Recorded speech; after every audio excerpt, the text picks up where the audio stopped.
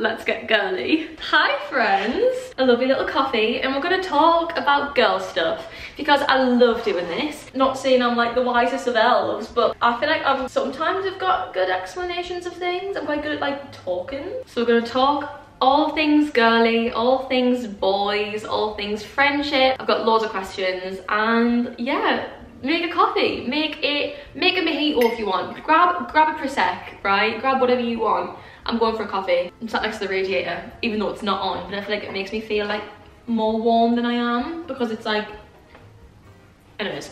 Let's just get straight into it. I'm gonna try and do this video a bit different to my normal videos. I'm gonna leave this pretty much unedited, just a nice long FaceTime chat.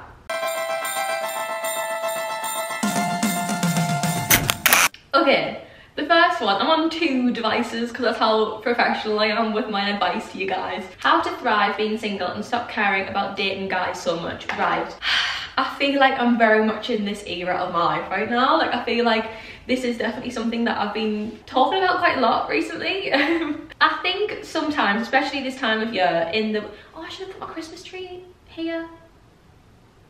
Oh, that would have been so cute to sit with the Christmas tree next to me. Should I go get it and put it on the, I can't put it on the chair, can I? That's a bit silly.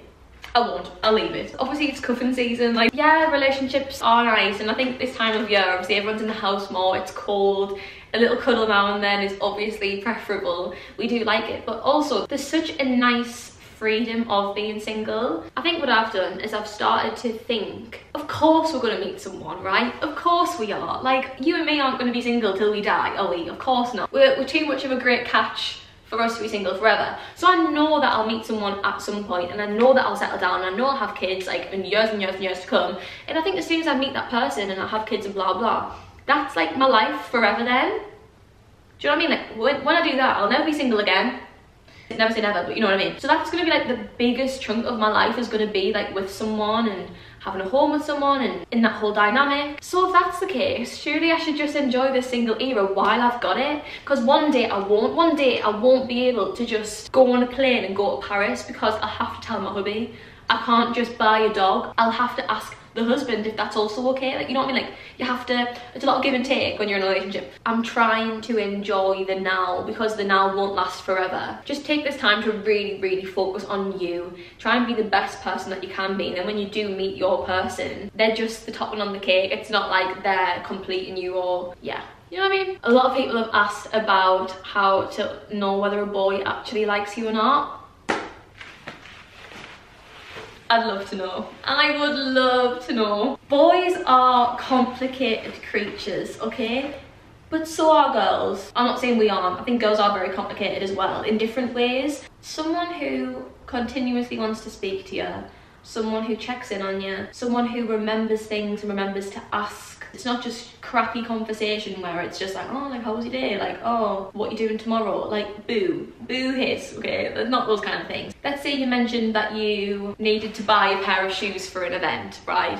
And then the boy asks, oh, did you manage to find a pair of shoes for that event? Lovely, he's listening, he cares, he's thinking about it. A boy who initiates seeing you, I think is such a big thing. If you're having to ask to see a boy all the time, he's probably not that interested. If a boy likes you, like, he's gonna want to spend time with you, and then if he doesn't, then boy bye. Okay, so asking you questions, good conversation, wants to speak to you, wants to see you, make an effort, wants to take you on a date. I think if a boy likes you, like, they're gonna want to show you off. I don't know if that's me being silly, but like the thought of a boy like wanting to take me out and like just like, I don't know, like show me off, like I love that. Like that is my shit. Like I would love that. If a boy likes you, you're not gonna be kept in the shadows. He's gonna tell people about you, he's gonna want to, because like of course he is, because you're amazing. Like of course you want to tell everyone. As girls, we really cling on to small little things that might not necessarily actually mean anything. I'm trying to think of an example. Like, oh, he replied to my story saying I was gorgeous. He must like me then because he did that. But then he's not asking to see you, he's not messaging you, like giving you any kind of inkling that he's actually interested in conversation.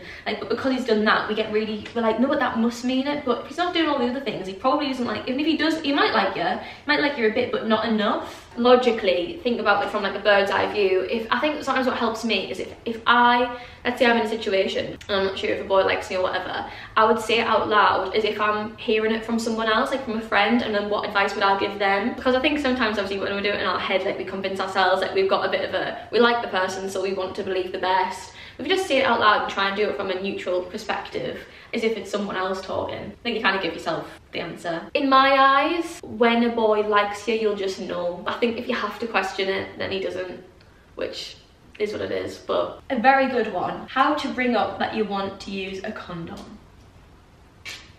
Simply just say, don't be silly, wrap that will. Why do we feel bad for asking it? Like, do you want to make a baby? And 90% of the time they don't want to, so then just stick one on. If you haven't been in the past, I would literally just say next time, Jake, can we please wear a condom, because I'm getting a bit stressed about having a child. If a boy says no, run for the hills. Don't overthink it. Sometimes I think you get really in the moment, and then it's like, it's fine, it doesn't matter, and then it's like afterwards, once it's over, you're like, probably should have used a condom. And I think the boy would probably think the same. I think if you brought it up, you'd think, oh shit, yeah, you are right, like maybe we should start taking this a bit more sensibly, because like people do get pregnant. Hate to say it, but the pull-out method isn't 100% reliable. Just say, do you have a condom? Can you put it on, please? Let me please, now. Put it on now, John. Kind of sorry, I'm just gonna pre-warn you, like it does kind of dampen the, sorry mum and dad, right, please don't watch this, but like it does kind of, it can kind of dampen the mood, some may say, because it's just a bit, like the whole process is just a bit funny, like it makes me laugh, like it's a funny time. Anyways, so just be prepared for that. Once you get used to it, like it's just become second nature, so don't stress. This is coming from a girl who hasn't been on any contraception in years, because the pill makes me sad. I like this question. Keeping things romantic when you're doing long distance. I'm a great candidate for this, because never have I ever been, actually, I've been in like 2 relationships, and one of them was long distance, and the first one I was like 14, so like, oh. Unpopular opinion, I really like long distance. And that's not to say that I would prefer not being long distance. Like, of course I'd prefer to not be long distance. I'd prefer, obviously it'd be lovely on a random Tuesday if you feel a bit crappy and like, oh, do you want to come round? Or on a random Wednesday morning, should we go walk the dog? Great, let's go walk the dog. Like, it's just nice. Whereas in a long distance relationship, obviously you don't have that luxury. So I understand long distance can be hard, but I also do feel like when you are long distance, every single time that you see each other, it's like an event. You never get too comfortable. And before, when I used to see my ex, before I'd see them, like I'd have a full pamper, like the hair mask would be in, I'd do a full body shave, I'd wear my cute PJs, like it was like a full event. And then if you are long distance, like when someone comes and sees you, like you just can do more fun stuff, because you can't see each other all the time. You can maybe go for that meal, you can go out, you can do all this fun stuff because you don't see each other all the time, so it doesn't become very mundane. So like that's exciting. So I feel like to keep the romance alive, like making those plans, send each other fun like ideas of what to do next time you see each other, so you're just gonna get excited. And FaceTime I think is a huge thing. Texting for me doesn't really do much. I'm not someone who wants to sit and text someone from the beginning of the day till the night. Like I don't want to do that. Just text for the sake of it. What you up to? Like crap, shit crack. I'd rather text her in the morning gorge, you know, whatever you want to call me, morning babe. No one's ever called me babe, but anyways, darling's a good one. Morning darling. I'd be like, oh, okay, morning. Have a good day. Yeah, you too. Don't speak. And then on the night time, have a lovely FaceTime. Like that is so nice. People aren't the same on text. You can't get through someone's good qualities on text, because it's literally just words on a screen, whereas on FaceTime you can see the physicality, you can hear them laugh. It's a bit more back and forth, so it's like, feels like an actual conversation, whereas you could say something funny on text, they reply an hour later and it's like you forgot what the joke was, and it's just like, it just dies a death. Sending cute little gifts is also really good for romance. Boys, if you've got a long distance girlfriend, like just send her some flowers. For the love of God, it's not hard. It doesn't even have to be an expensive bouquet of flowers. It could be £3 bouquet that you'd found from Lidl and you'd send it yourself. And that thought, even if it arrived and they were dead, I'd love the fact that you even thought about me. You've gone to a shop and you've seen my favourite sweets. If we're long distance, like send me them in the post. Like I know it's jarring going to the post office, but like that thought to me would honestly just like make my week. I think boys often don't get that side of a relationship. Like girls don't buy boys flowers. Like I'm not saying buy him some flowers, but you buy him some chocolate, something to make him think of you, and I think that's really important. Have a joint playlist and you can add songs every so often, and it's just doing things to make you feel like you're still connected. And I think that's how you keep the romance alive and keep it so it doesn't just feel like it's just a friend who you're just catching up with.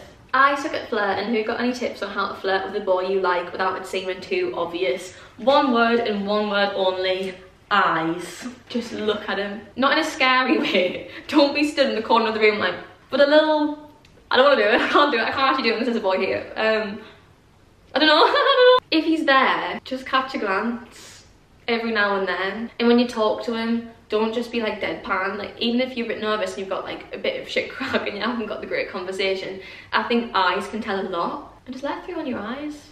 And I think boys love that. Someone said, how do you know you're in love or if it's just a crush? I think, and again, most of my expertise is coming from what other people have said, like films and stuff. A crush is a bit more like sexual. I could be wrong, but in my opinion, I think when it's just like a crush or like an infatuation with someone, it's a lot more physical. It's like I'm excited and nervous around them, and like I just love them and find them funny, and I want them to see my Instagram stories, and I want them to like swipe up, and it's like all of this, like I think it's very much based around excitement when you have got like a crush on someone. In my head, when you love someone, it just feels so much more deeper. I think it'll feel like this person's been in your life forever. I think really care about them on the inside and about their well-being and their life, and you want the best for them, and you start to think about them in your future. Like you can't ever imagine life without them. I think if you've got a crush, it's not that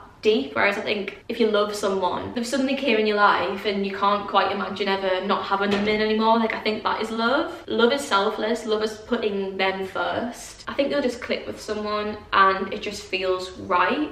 I think love is wanting someone even with all of their bad qualities. Like I imagine when you love someone, let's say they've got a few bad qualities, like if you've got a crush, you're just like ugh.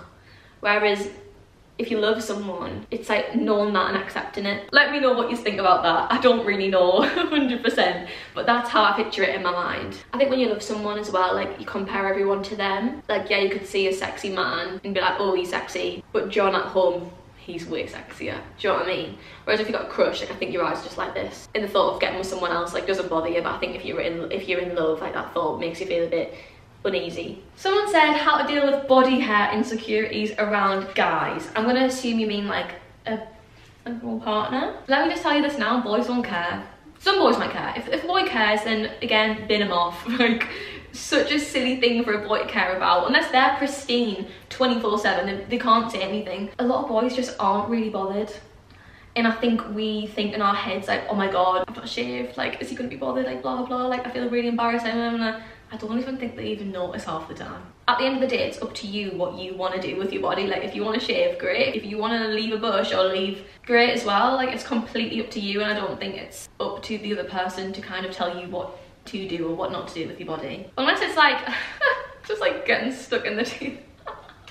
I actually can't say that. I was gonna say, unless it's like getting stuck in the teeth or something and like it's really causing them like stress, then maybe you can have an open conversation about maybe getting rid. But until then, like you go for it, girl, like don't stress. Having a low sex drive, I feel like a weirdo. I have been there. I've been there. It's hard out here. It's hard out here. I was convinced at one point that I just would be happy to never have sexy time again. I was like, if I didn't have sexy time again, I would not be bothered. Like I just wasn't, it wasn't doing it for me. So when I had a really low sex drive, it was never on my mind. Did not think about it. I couldn't really be bothered. Like I had no interest. But I also didn't really love the sexy time. Sorry, I'm gonna have to keep on saying sexy time. I can't say. I didn't really love the sexy time. So like, and I remember talking about it with my friends, being like, I've just got no sex drive. And they were like, what? My sex drive's crazy. And I was like, all right, pick me. Like, okay, like, we rub it in. I don't want a boy to touch me with a freaking stick. Like, and I used to think there was something wrong with me. I googled it. Way too much information. I've got like sex drive tablets, not tablets, like it's like vitamins for women to like increase your libido. I take them every day, it's like a supplement. I never even ended up taking them, but I've tried eating like spicy food. So I googled that was good one time. Like there was so many things that I tried. So I've tried it all, I've been there. It changed, it really changed. And then the sex drive just came back. We do go through phases, and I think the reason that my like sex drive wasn't amazing was because the sexy time wasn't amazing. And then my sex drive got a lot better because I was really enjoying it, and then now I'm fine. Don't stress about it. I know like it does suck at the time because I was literally, I remember going through this and being like, what is wrong with me? Like why do I just, and I started thinking, am I asexual? Like am I just not bothered by it? Like do I just never want to do that? Like what's wrong with me? Like is that something that I should like be looking into? And then literally it just like changed like pretty much overnight. So don't stress. I also do think like if you're on the pill, certain pills can reduce your sex drive. So if it's something that you're like, if you're on the pill, or let's say you're on the implant or the injection or whatever, and it's really starting to bother you and it's been going on for a while, maybe try and think about like switching your pill. I know a lot of girls have had that and then they switched it and then it's gone back to normal. So you have a look at that as well. But yeah, that's what I would say. Someone said how to deal with boys who've got girl best friends. I've actually had quite a few male friends who I've been really close with, and then as soon as they've got a girlfriend, I'm like, they've dropped us and I've not spoke to them literally ever again because like the girlfriend's been uncomfortable. I've been on the other side. I've never actually been on the side where like my partner's had a girl best friend. You don't want to do an Emily from Friends and be like, you will never see them again. It's really hard, I don't know, because I know fine well that if I had a boyfriend and he had a best friend who was a girl and she was like staying around his house and they were like going for dinner together all the time and doing all this stuff, I'd be like, unless you're sleeping in your bed in a scuba diving suit, she's not staying in your bed. So I get that side. I think if you've got a boyfriend who's got a best friend who's a girl, just set the boundaries. Whatever makes you uncomfortable, just tell him. But I do think there also does have to be some compromise. If him and his best friend have always gone for dinner together on a Friday every week since they were 15, I think you should trust your boyfriend enough for him to continue that. I think it's all about trust, and if you trust your boyfriend, like, I don't think you'd really be concerned. If you don't trust your boyfriend, that's a different story and that's a different issue, but trust your boyfriend, I feel like there should be no concern, other than obviously if you're uncomfortable with them like staying in the bed, or I don't know, like them two just going on holiday together or whatever. Like I think those kind of things like you probably can talk about with your partner and like discuss and stuff. I also think it's really important that if your boyfriend's got a best friend, for you to be introduced to her, for it to be quite normal for you and her to be in the same room. The trouble starts when like you don't interact and you aren't friendly and like you aren't ever in the same room, and you aren't, it's a bit awkward, and it's like, I'm the girl in his life, but I was the first girl, and it's like a bit like, me and Lucy are going to the pub, like, do you want to come? Yeah, of course I will. You should want you to meet her as well. Like, if they're just platonic friends, right, just platonic, he will want you there. He'll be buzzing for you to meet her and for you to like, it's like kind of like what you are with like the boys. Have an open and honest conversation, and honestly, it solves a lot. How to deal with friends who copy everything that you do. This is the last one I'm gonna answer and then I'll call it a day, but this used to drive me insane. It is flattering at the end of the day, like, you are Hailey Bieber, like, you are the one that people are copying. I'm sure Hailey Bieber doesn't get annoyed, like, I think she probably finds it like, yeah, God, I'm setting a trend. And I get that it's supposed to be flattering, but it can be really frustrating. It's one of those things that I think you have to just be annoyed about it and kind of like sum it up. I had this friend a few years ago, and then I started noticing she was copying every single thing that I was doing, from like my outfits, my music taste, the way I dyed my hair. She started copying Instagram photos, and it started really annoying me, even to the point where like I got a personalized phone case, right, and you had to like fully personalize it. It wasn't just like a add your name, it was like a choose the colors and stuff, and she got the exact same one, like all of the colors, like everything. And that was my last straw. And I remember I said something to her. I was like, I can't remember what I said. I think I was like, what are you doing? Like, why? Like, why did you copy of it? Like, it's so weird. Kind of as a joke. If you do want to bring it up, I would bring it up more as like a joke. And how they respond, I think, is very telling. I think if they're like, oh God, yeah, I know, like, sorry, I just really loved it. Like, I thought it was mint and I just wanted to copy it. I think it's great. Then you're like, all right, fine. But if they start denying it, which is what this girl did, I was like, you make me feel crazy. Because then I start feeling crazy, being like, am I overthinking this? But I'm like, no. When I'm in a blue bodysuit, the white pair of jeans, in some hoops with a hair in a ponytail, in a bathroom, circle mirror, and then 3 days later, she's in a blue bodysuit, white jeans, circle mirror, hoops in her ears, and posting the exact same clip, I was like, that's not a coincidence. It's not. So I actually ended the friendship. I did. But that was more because of how she responded. Like, she got very defensive. And whereas I think if you tell your friend, you're like, I've just bought those shoes, like why have you bought them that you could have just worn mine? I think that's what I do that sometimes. I think if you want to mention it so that like they know that you know that they're copying, but like not in a bad way, then you can.